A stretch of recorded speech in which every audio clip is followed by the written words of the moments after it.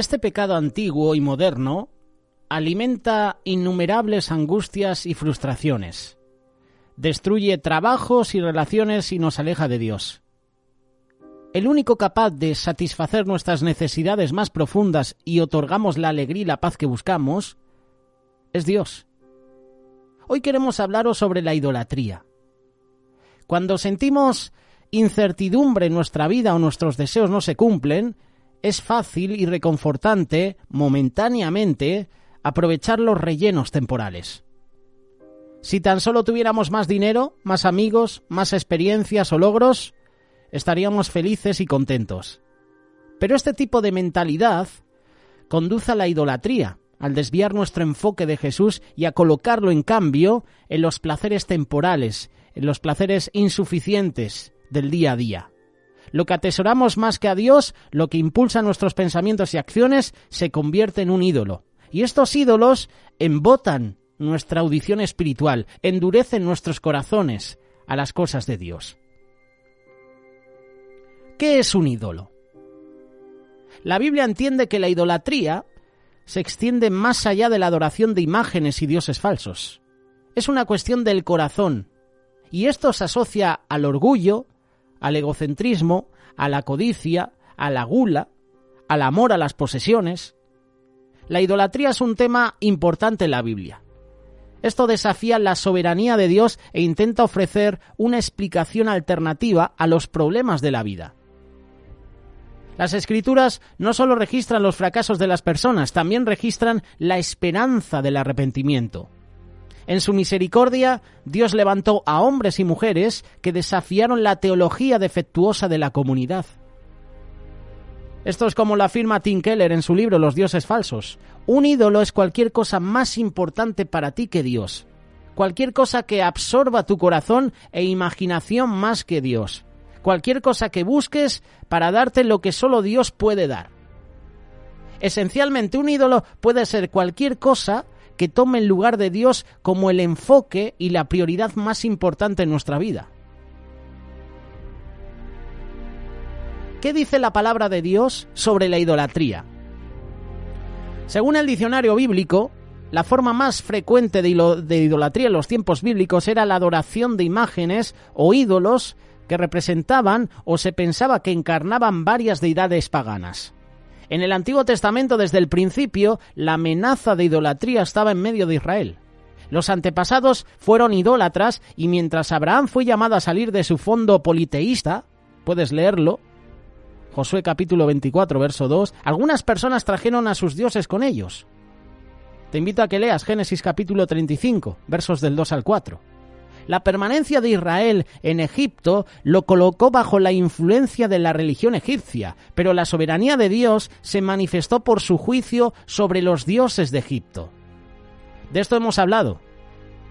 Las 10 plagas que envía Dios a Egipto eran 10 ataques a los 10 dioses más importantes de Egipto. Analiza las plagas. Si tú analizas las plagas que envía Dios, fueron a 10 deidades del mundo de Egipto. Israel, sin embargo, rápidamente sucumbió a la idolatría al adorar a un becerro de oro en el monte Sinaí, y de esto vamos a hablar en unos minutos.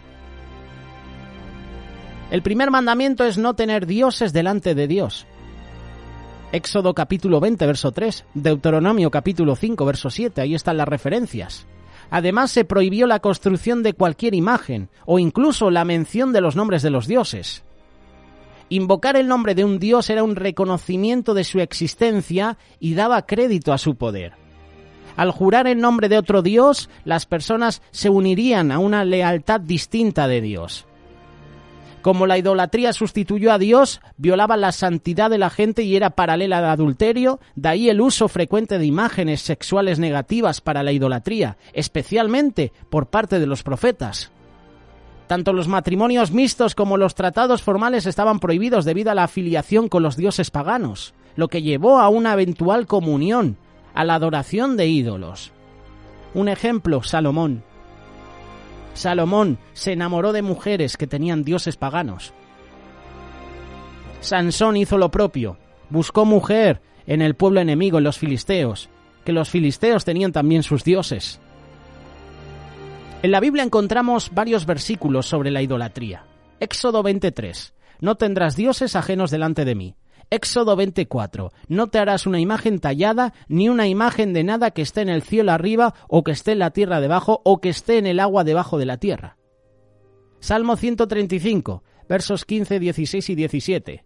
Los ídolos de las naciones son plata y oro y obra de manos humanas. Tienen boca pero no hablan, tienen ojos pero no ven, tienen oídos pero no oyen, ni hay aliento en sus bocas.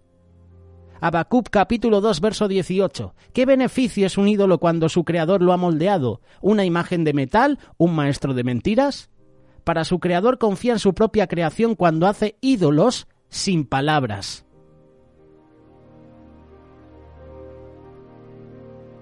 Isaías capítulo 37 verso 19. Y han echado sus dioses al fuego porque no eran dioses, sino obra de manos de hombres, madera y piedra. Por eso fueron destruidos. Hay varios versículos más, Levítico 26.1, Hebreos 13.5 y Jonás capítulo 2 verso 8. Ahora vamos a ver cosas específicas que rápidamente pueden colarse en nuestra vida y convertirse en ídolos. En primer lugar, el yo. Somos personas obsesionadas con nosotros mismos. O al menos yo, por lo menos. Seguro que tú también. A lo largo del día, filtro todo a través de la lente de cómo me afecta.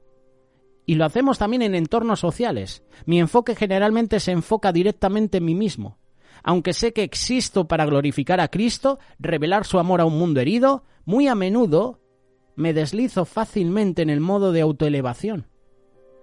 Y nuestra cultura podría convencerme de que esto es beneficioso. Después de todo, si no nos cuidamos a nosotros mismos, ¿quién lo hará? Según la palabra de Dios, Cristo. Pertenecemos a un Salvador omnisciente, omnipotente, todopoderoso, que dio todo para que podamos vivir. A cambio, Él pide que nos entreguemos voluntariamente a Él. Y a través de la entrega, nos liberamos del ídolo del yo, y al hacerlo encontramos la libertad de ser todo lo que Dios nos ha creado para que seamos hombres y mujeres con el propósito de glorificar a nuestro Dios creador.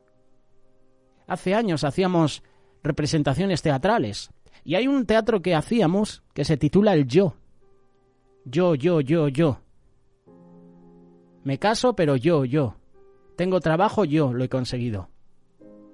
Yo.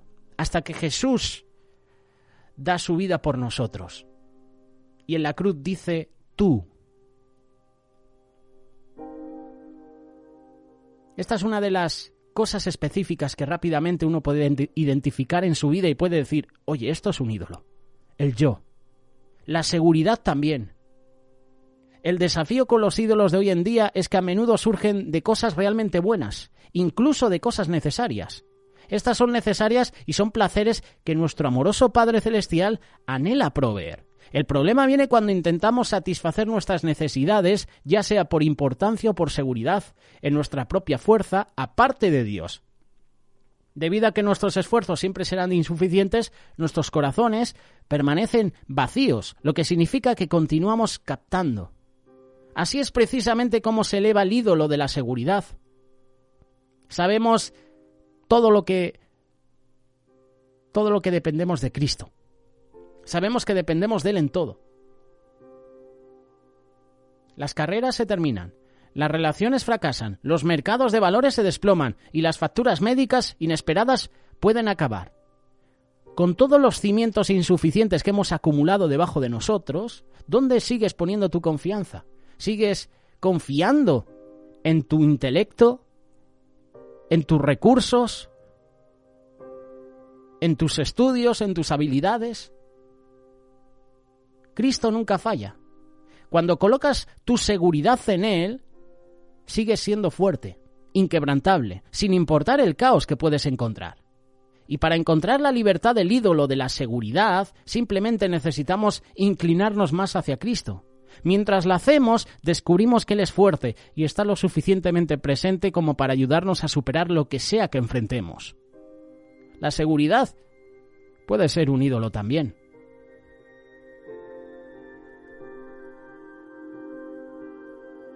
La aprobación también. Fuimos creados como seres sociales. y hemos sido creados para vivir en comunidad independientemente unos con otros. Por lo tanto, es normal querer pertenecer. Dios colocó este anhelo dentro del corazón humano para acercarnos más a Él y unos a otros, para ayudarnos a experimentar la misma unidad que Dios el Padre, Dios el Hijo, Dios el Espíritu, disfrutamos juntos. Quiere que hagamos. El problema surge cuando colocamos nuestro deseo de ser querido por encima de nuestra relación con Dios. Cada vez que fallamos en obedecer cuando se nos pide, ya sea que se trate de decir la verdad o de llegar a los marginados, por ejemplo, por temor a lo que otros puedan pensar, hemos caído en la trampa de la idolatría. Valoramos la aprobación del hombre más que la de Dios. Demostramos dónde están nuestras verdaderas lealtades, al hombre y no a Dios. Pero nadie puede servir a dos señores. O odiarás a uno y amarás al otro. Y si te decantas por amar al hombre, para ti eso ya es un ídolo. Ya hemos dicho que cualquier cosa que pongas antes que Dios es un ídolo. Porque te vas a dedicar más a ese y vas a despreciar al otro. Por lo tanto, cuando sentimos que el ídolo de aprobación arrastra nuestros corazones, necesitamos pedirle a Dios que nos ayude a descansar más en Él, a confiar más en Él. Ídolos también en las relaciones. Solo Jesucristo puede satisfacer nuestras necesidades más profundas de amar y de ser amado. Cuando nos centramos en el primero yo, uno se olvida de Jesús, uno se olvida del Padre. Cuando reconocemos el ídolo de las relaciones que invaden nuestros corazones, debemos acercarnos más a Jesús. Cuando entregamos todo, incluso aquello que más apreciamos a nuestro Salvador, Él satura nuestras almas, aporta luz, plenitud a nuestras interacciones. Hay gente que tiene como ídolo las relaciones, sus amigos. Hay gente que no puede vivir sin escribir a sus amigos. El éxito también es otro ídolo. ¿Qué haces a menudo al conocer a alguien? Cuando estamos esclavizados por el ídolo del éxito, esto puede desencadenar una de las dos reacciones más importantes, inseguridad y orgullo. Pronto nos encontramos enumerando todos nuestros logros en un esfuerzo por demostrar nuestro valor o ganar respeto. Pero Dios mide el éxito basado en la obediencia, no en los resultados. En todas las cosas nuestro papel es obedecer. Es responsable y soberano del resultado. Nuestra identidad es y debe ser encontrada solo en Cristo. Quiere que sepamos quiénes somos, y las Escrituras dicen que en Cristo somos hombres y mujeres de Dios apreciados, elegidos. Nuestro valor no aumenta cuando alcanzamos nuestras metas o nos promovemos. Tampoco disminuye cuando somos despedidos o encontramos rechazos.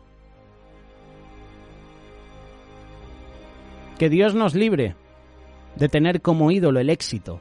Yo he conseguido esto por mis habilidades, por mi conocimiento. Cuidado. La riqueza, otro ídolo. Para muchos el dinero es su ídolo. Todo lo que alimentamos crece, ¿verdad? Pues del mismo modo lo que dejamos de ingerir comienza a morir. Nuestra cultura nos bombardea con anuncios atractivos que nos convencen de comprar, de adquirir, de acumular. Con solo un clic y con solo deslizar una tarjeta podemos acumular una gran cantidad de artilugios, juguetes que los profesionales del marketing prometen que nos van a entretener y nos van a satisfacer. Pero eventualmente esas cosas pierden su atractivo y nos dejan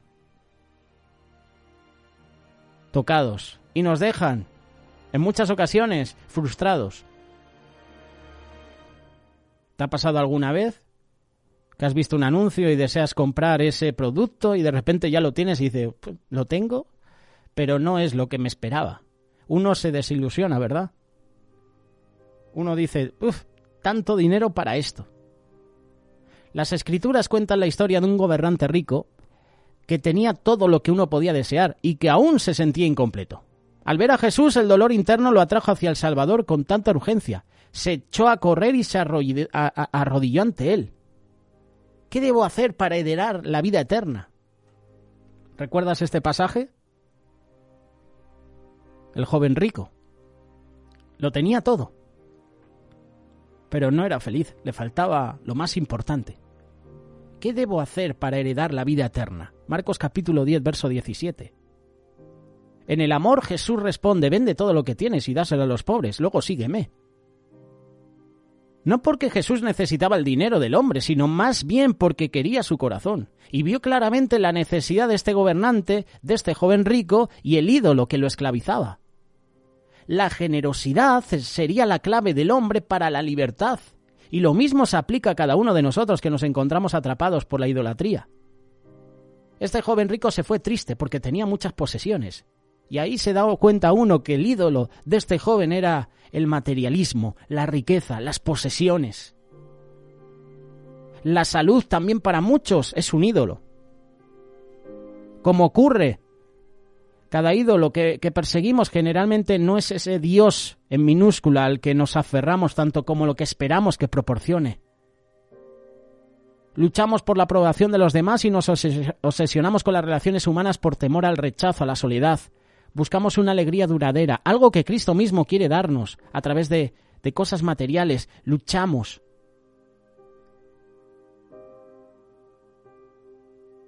Es bueno hacer lo que podamos para mejorar nuestra salud. El aumento de la fuerza, la energía a menudo conduce a una mayor productividad. El problema surge cuando el bienestar cambia de una herramienta a un objeto de nuestra adoración. Cuando uno ya se obsesiona con su salud, con su bienestar, con su cuerpo. Hay muchos hermanos en la fe que rinden culto al cuerpo, que no pueden estar un día sin hacer ejercicio. Y tú me dirás, ¿lo estamos llevando al extremo? Sí, lo estamos llevando, pero hay ídolos que pueden ser nuestro cuerpo, nuestra salud. Hay personas que prefieren estar haciendo ejercicio todos los días que ir a un culto. Eso es culto al cuerpo, eso es tener un ídolo. ¿Conoces a alguna persona así? Yo conozco a varios. Que están todo el día en el gimnasio haciendo ejercicio, mirándose en el espejo. Es bueno cuidarse, es bueno hacer ejercicio. Es bueno que uno se ponga fuerte, sobre todo dependiendo del trabajo que tengas, pero que lo hagas todos los días. Que no tengas tiempo de calidad para ir al culto, para ir a una vigilia. Si eso te impide tener tiempo con tu familia, pues cuidado, puede ser un ídolo. Uno puede ponerse en forma, pero la cosa cambia cuando ya es un culto al cuerpo. La comida también puede ser un ídolo. Las Escrituras nos dicen que cada don bueno y perfecto proviene de Dios y está diseñado para bendecirnos y acercarnos más a Él. Desafortunadamente nuestros corazones son inconstantes.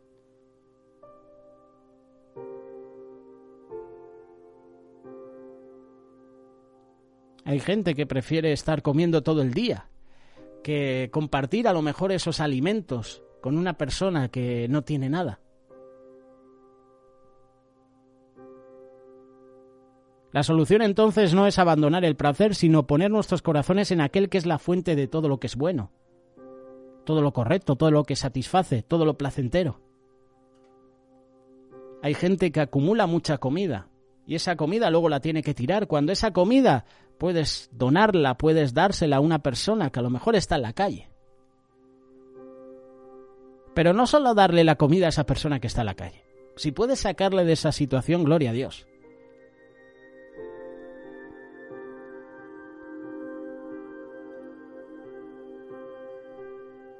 Hay un gran ejemplo de ídolo en Éxodo capítulo 32, versos del 1 al 9. Uno de los episodios tristes de la historia de Israel es la historia del becerro de oro. Fue algo que trajo muerte y dolor al pueblo escogido de Dios. Pero aunque fue algo muy triste para Dios, el becerro de oro fue también un maestro para Israel, pues Dios le dio lecciones importantes. Y el becerro de oro a nosotros también nos da lecciones importantes. Primera enseñanza. Los israelitas aún tenían a Egipto en sus corazones. Habían salido de Egipto, pero Egipto no había salido de su corazón, es decir, que estaban esclavizados, es decir, que el ídolo del pueblo de Israel era Egipto. Los egipcios adoraban al dios Apis, que era representado por un toro. Los israelitas habían vivido 400 años en Egipto en medio de un pueblo idólatra, pagano, un pueblo politeísta. ¿Cómo crees que luego hicieron un becerro de oro? ¿Por qué lo hicieron? Porque las costumbres de Egipto se le habían pegado. El Señor mandó a Moisés a libertarlo de la esclavitud de Egipto. Salieron de Egipto, pero el problema fue que Egipto no había salido del corazón de ellos. Cuando Moisés tardó en bajar del monte, el pueblo se desesperó, el pueblo tuvo temor, y en ese momento de aflicción, en lugar de esperar con fe en Dios y pedir su guía, lo que llevaban de Egipto salió de sus corazones. Pidieron que les hicieran dioses para que los guiaran. Y muchos cristianos, muchos de nosotros, al igual que el pueblo de Israel, cuando están pasando por momentos de angustia, sale de su corazón lo religioso, lo esotérico, lo supersticioso, lo que hay en el corazón. Así como fue de triste esa historia del becerro de oro, así es triste conocer cristianos que en momentos de angustia aún recurren a oraciones a santos o a vírgenes, aún cumpliendo votos, cumplen imágenes de santos. Es triste ver que entras en una casa y tienen la cruz, a Jesús crucificado en la cruz cuando Jesús ya no está en la cruz. ¿Te ha pasado alguna vez? Yo en una ocasión entré en una casa de unos hermanos y tenían un cuadro de Jesús crucificado. Jesús ya no está en esa cruz. Tenemos que sacar también nosotros a Egipto de nuestros corazones. Esta es la primera enseñanza que podemos encontrar de ese becerro de oro. La segunda enseñanza, Dios no permite ser materializado. El pueblo de Dios quería un Dios que se viera, que pudieran seguirlo, y por eso hicieron el becerro de oro. Es decir, materializaron a Dios, querían verlo, querían saber que estaba con ellos, es decir, les falló la fe. Dios no puede ser materializado, no puede ser representado con nadie ni con nada. Cuando lo buscamos debemos hacerlo creyendo que aunque no lo veamos, Él está ahí. Ese es el problema de nuestra sociedad, ver para creer, como Tomás, actitud de Tomás. Hasta que no meta mis dedos en sus llagas, en ese costado, no voy a creer. Por eso mucha gente no cree en Dios, porque necesita verlo. El pueblo de Israel tenía que confiar y creer que aunque Moisés no estuviera con ellos, el Señor no los había abandonado. ¿Y cuántas personas, y aún hermanos, quieren materializar a Dios haciendo imágenes de Él, poniendo su fe y su confianza en hombres, en médicos, en abogados, en amigos? Yo siempre he mencionado esto. Cuando tú vas al médico, tú tienes fe natural en que el médico te va a recetar algún antibiótico, te va a recetar algún medicamento que sabes que te va a sanar. Eso es fe natural. Eso es fe natural. Creer que el médico te va a dar algo que va a calmar tu dolor. Fe natural. Y hay muchas personas que ponen su esperanza en médicos, en hombres, en abogados, en sus amigos, en sus familiares, antes que en Dios. A mí me pasó esto una vez. Una noche no podía dormir, me dolía un montón la barriga. Y me levanté 3 veces. Y en esas 3 veces empecé a orar y ese dolor seguía. Me levanté y recurrí al medicamento. Puse mi fe en un medicamento. Y me levanté y me seguía doliendo. Y entonces recurrí a la oración. Empecé a clamar a Dios y me seguía doliendo. Me desperté una de las veces y ya no me dolía. Y alguno puede pensar, no, eso es el medicamento que hace efecto al rato. Y dije, no, yo tengo la fe, la certeza que Dios me sanó. Yo tengo esa fe que Dios fue el que me restauró, me sanó en ese momento. Hay gente que pone su fe, su confianza en médicos. A lo mejor tu ídolo es un médico. Ellos querían un Dios hecho a su manera. Ellos querían darle forma a Dios. Así como muchos de nosotros queremos darle forma a Dios a nuestra conveniencia. El Dios abogado, el Dios médico, el Dios prestamista de dinero, el Dios que arregla matrimonios. Dios quiere que lo amemos, que le adoremos, no por lo que nos da, sino por lo que Él es. Él es digno de toda nuestra alabanza. Y a veces seguimos a Jesús como esas personas por lo que nos puede dar Jesús. La gente seguía a Jesús no por quién era Jesús, sino por los milagros que hacía, por curiosidad, porque les dio de comer. pero no le seguían por quién era Él, el Hijo de Dios, el Mesías prometido. Segunda enseñanza, Dios no permite ser materializado, y esto es lo que hizo el pueblo de Israel. Tercera enseñanza, Dios no tiene compañerismo con el paganismo. El pueblo y tristemente Aarón hicieron un becerro de oro de fundición. Adoraron al becerro, pero también hicieron una fiesta para Jehová. Puedes leerlo, Éxodo capítulo 32, versos del 4 al 8. Le ofrecieron ofrendas y se dedicaron a celebrar como lo hacían los pueblos paganos. Y nosotros como cristianos ya no debemos participar en fiestas patronales, en procesiones, en fiestas en honor a algún santo, a virgen, en rezos santos o a muertos. Todo esto donde se hace una celebración para Dios, pero luego hay fiestas, hay bailes, hay borracheras.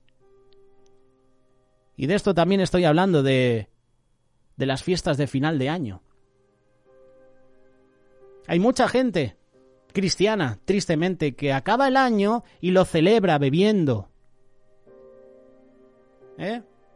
Como la tradición dice que hay que comer las 12 uvas, las comemos. Me parece bien, 12 uvas.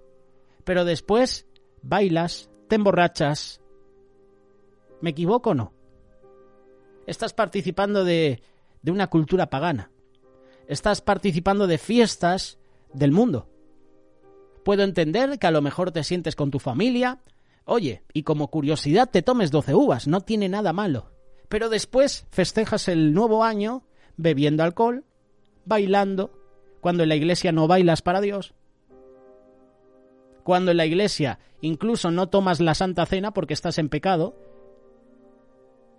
¿Cuántas veces hemos tomado la cena indignamente? Hemos bebido el vino indignamente, sabemos que estamos en pecado, sabiendo que estamos en pecado. Muchas veces participamos de fiestas carnales del mundo. Nosotros como cristianos ya no debemos participar en esas fiestas, hay que ser sinceros. A nosotros Dios nos ha permitido conocer la verdad por medio del Evangelio y nos ha hecho libres, pero seguimos festejando tradiciones humanas. Bueno, y de esto no quiero mencionar, pues, fiestas paganas como Halloween, por ejemplo. Hace poco un artista cristiano dijo que él celebraba Halloween, que si venían los niños a su casa a pedirle caramelos, que él se los iba a dar.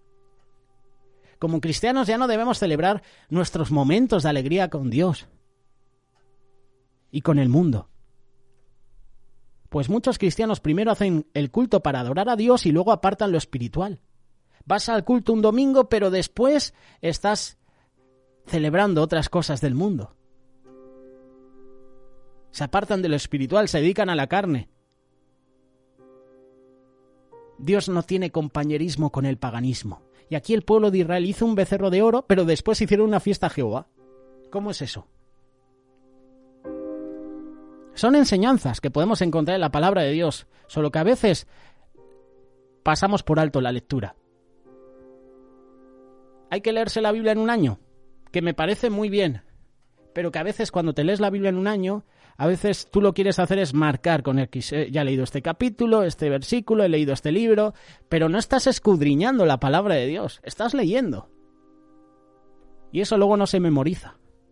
Estos versículos siempre han estado ahí. Éxodo capítulo 32, hablando del becerro de oro. Analiza este pasaje porque tiene enseñanzas para nosotros. ¿Qué ídolo hay en tu vida ahora mismo? ¿Qué estás poniendo antes en tu corazón que a Dios? Como te hemos dicho, cualquier cosa que ocupe el primer lugar de Dios es un ídolo. Puede ser tu familia, puede ser tu trabajo, puede ser tu ministerio. Cualquier cosa que pongas antes que Dios es un ídolo. Déjanos tus comentarios. ¿Qué piensas sobre la idolatría? Es un tema actual, pero es un tema también que en el Antiguo Testamento era el pan diario.